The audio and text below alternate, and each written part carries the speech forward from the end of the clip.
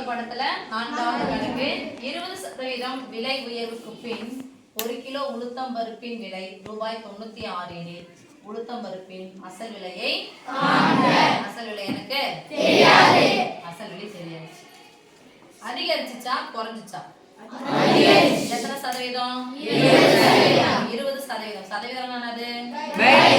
By 100க்கு 20 ரூபாய் அதிகரிச்சிச்சு. அப்ப அதிகரிச்சுனா என்ன பண்ண போறோம்? கூட்ட போறோம். அப்போ எத்தனை சதவீதம் மாறிச்சு? இப்ப 100% எத்தனை சதவீதம் மாறிச்சு?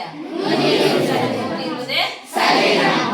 சாமி இன்டு 120 சதவீதம் ஈக்குவல் டு எவ்வளவுன்னு சொல்லிட்டாங்க? சாமி நேற்று போட்டல ஒரு கணக்கு குறைஞ்சிச்சுன்னா 100ல இருந்து கழிச்சோம், அதிகரிச்சுன்னா 100 கூட கூட்டுறோம். புரிஞ்சுச்சா?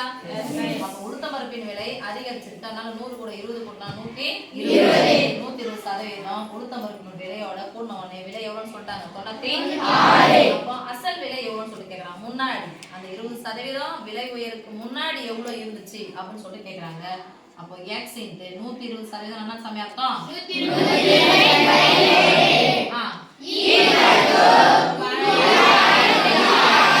நடுவுல நீங்க மேலே என்ன பண்ணலாம்? கேன்சல் பண்ணலாம். நடுவுல பெருக்கல் இருந்தா குறுக்க கேன்சல் பண்ண போறோம். ஆனா மேலே கேன்சல் பண்ணா ஒரு 0 கேன்சல். இங்க நடுவுல என்ன குறி?